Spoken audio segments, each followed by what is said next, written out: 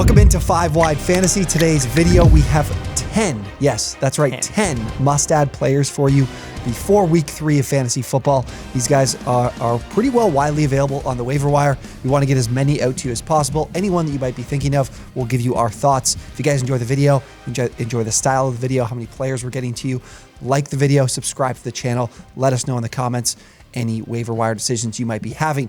Ryan, let's get to it. Give me the first player. Yeah, first player on my list after James Conner going down with an injury. I really like Daryl Williams. I like Daryl Williams over Benjamin, and it was because what we saw last week with the Cardinals against the Raiders. He got all pretty much of the goal line snaps, 8 of them, ended up in 1 touchdown. He rushed for just over 55 yards. And last season, when Daryl Williams was the guy in Kansas City in the playoffs a little bit and in the tail end of the regular season, he helped my fantasy football team for sure. He was top 12 in production per rush last season in a Chiefs offense that really doesn't allow one running back to dominate the backfield. So I think if James Conner is out for 1 to 2 weeks, he could be huge. He's only 4% rostered right now, so make sure you're looking at him to pick up.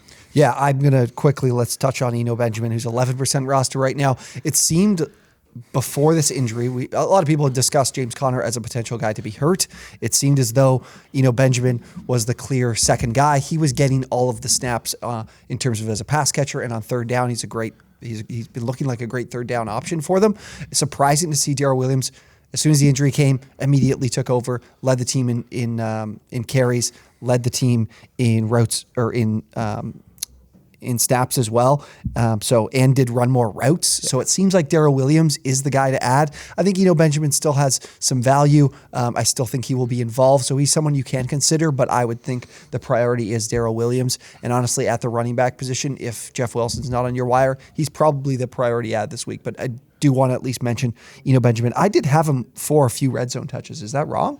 Maybe I just have goal line. So he goal line snaps. So that could be it. Goal line snaps. Yeah. Oh, okay. Because I have Daryl, and that could be elevated too because at the end of the game, right? They had 6 or 7 plays that are close that were all in the goal line, and I'm pretty sure Daryl Williams was on the field for those. Okay, because I have Benjamin out touched him in the red zone 4 of the 5 red zone touches.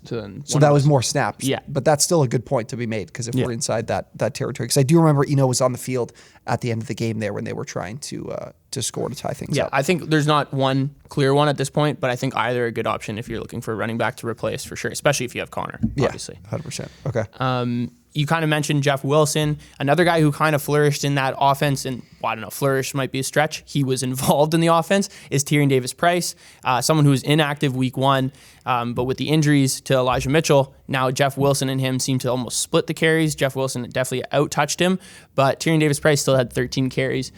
He had a couple goal line snaps as well. You always want to look for that touchdown volume when you're looking to pick up these running backs, because sometimes the volume just isn't there, but if they score a touchdown, it could be a good week for your team. So with Trey Lance hurt as well, I think the running backs will see an uptick in red zone production. Jimmy Garoppolo obviously can run the ball, but not as effectively as Trey Lance, and they probably won't go 2 plays with him. So I think Tyrion DavisPrice at just 8% rostered is something that you could look into, because in this Kyle Shanahan run offense, it's tough to really peg one running back. So Tyrion DavisPrice, for all we know, could get 20 plus carries next week.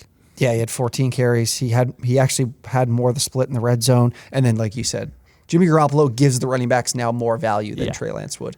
Rounding out the running backs, the last running back we'll talk about is Jerick McKinnon. Jerick McKinnon, 6% rostered. He led running backs in total snaps in this past week, and tied Clyde for the lead last week against the Cardinals. In the game they split up with Isaiah Pacheco as well. This is a player to me who is a valuable piece valuable to have a piece of this offense, and it seems like he could be. He's nearing the number 1 guy. He's basically right there with Clyde. Clyde's had some bigger plays, but he's of course a guy who has value as a handcuff right behind Clyde, but he also received all the red zone touches last week. He had all 3 red zone touches in week 2. So that's another thing that has me thinking it looks like he's the guy they're wanting to go to inside the 5. So I think Jerick McKinnon is a player you need to add and need to have on your bench, stashed on your bench. And he scored this past week, so he did give you some standalone value in that department, but certainly someone I think that's a must add. Yep, I'm right there with you as well. I think he's a very viable option right now if you're looking to pick someone up. Yeah. Moving forward here, we'll get into some wide receivers.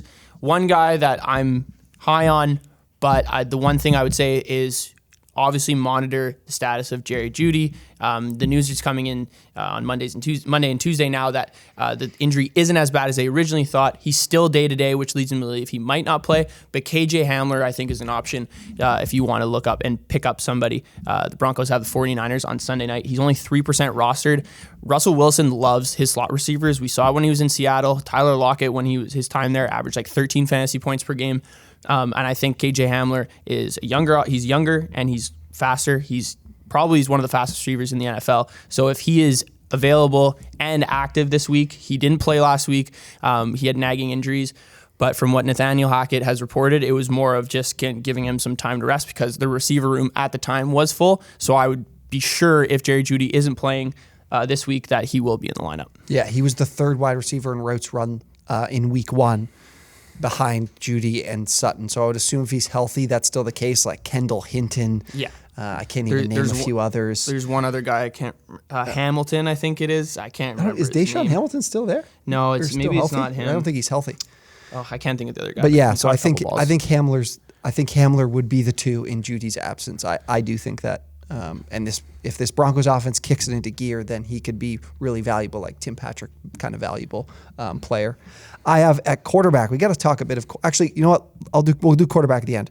I'm looking at Marquez Valdez-Scantling. He's a guy who's higher rostered, 39%. He leads leads wide receivers in routes run.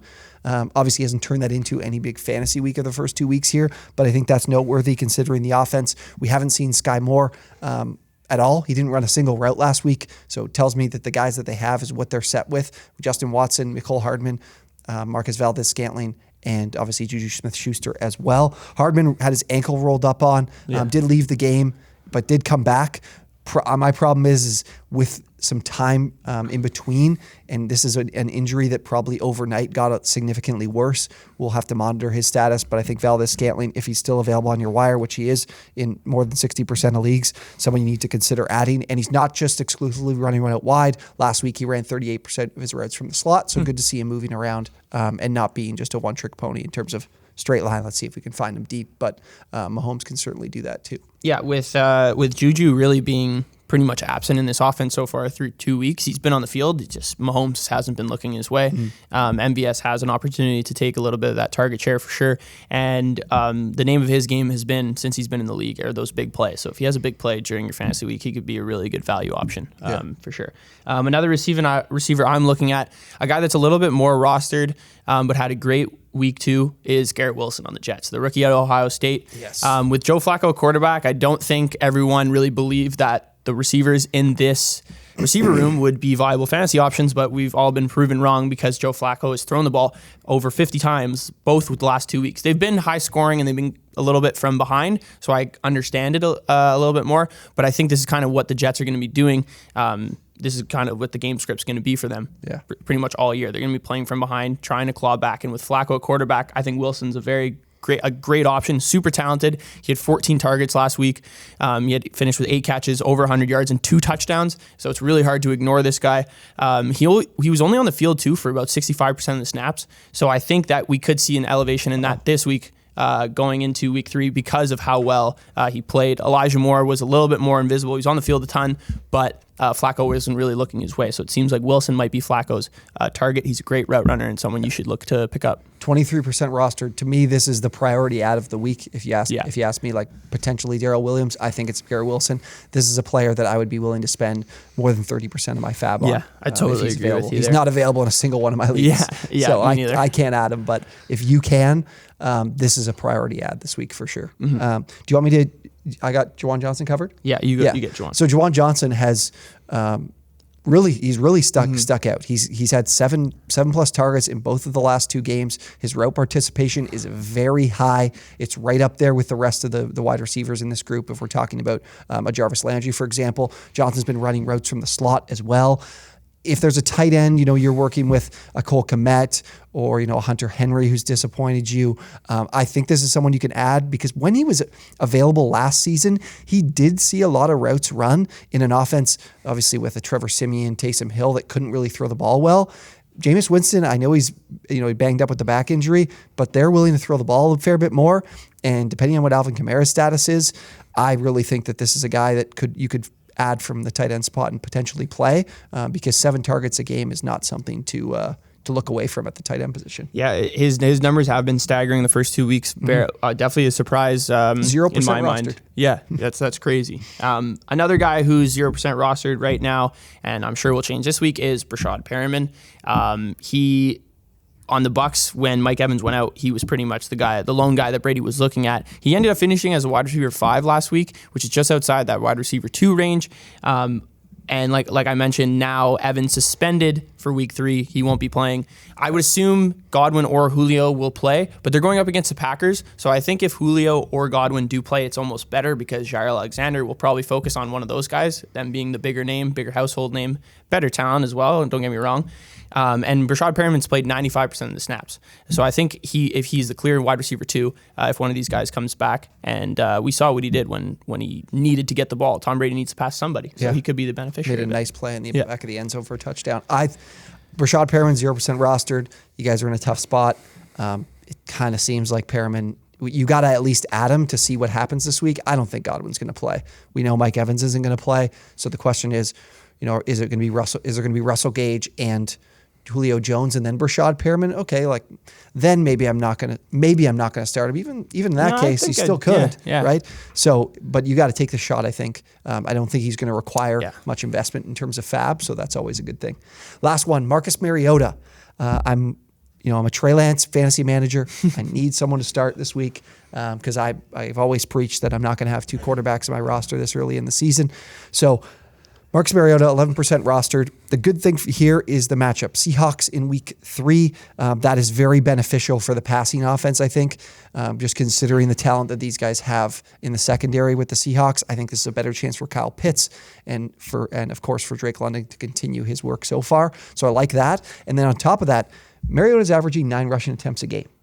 We're looking at a quarterback here who can give me potentially 40, 50 yards on the ground. That would be fantastic from a guy who's widely available on the wire that I can spot start and play this week. I might not hold on to him for very long, but he could be someone I run with because he's been okay so far. He had 70 rushing yards in week 1. So I like the matchup, and I think that there's a good chance he can be better as a passer this week as well, combining that with, we get 9 rushing attempts again. That's very nice. Yeah, 100%. I think this week was a much tougher test, obviously, going up against the Rams defense compared to week 1. I think going into week 3 against the Seahawks, we'll see similar numbers or could very well see similar numbers to what he did in week 1. So, I like the Mariota ad for sure. Rushing quarterbacks are the fucking best for fantasy. Yeah, exactly. And not a lot of your league mates are thinking that. No. Thinking to add him. And I find a lot of guys don't really understand the value of a guy like this. Like if Trey Lance went down, don't be desperately trying to make a trade with, someone's going to be offering you, I don't know, an Aaron Rodgers. They're like, I got Aaron Rodgers on my bench. Give me, whether like J.K. Dobbins, let's say, who you haven't played. Like, that's not the value of a quarterback in a 1 QB league. They're much less valuable. These guys in your league will have to drop these guys at some point because they're going to need to fill other spots on their roster. So Mariota is the perfect spot start in my mind. Yeah, if you guys are new and you haven't checked out Betfred, bet 50, get 250 over at Betfred for each and every game this NFL season. We're betting with them. We have a boost. We will have a boost later this week. We'll have our favorite plays for Thursday Night Football, where last week, Jerick McKinnon, touchdown. Yeah. Mike Williams receiving yards. We hit those both. So go check out Betfred. Links down below in the description. Thank you guys for watching, and we will see you next time.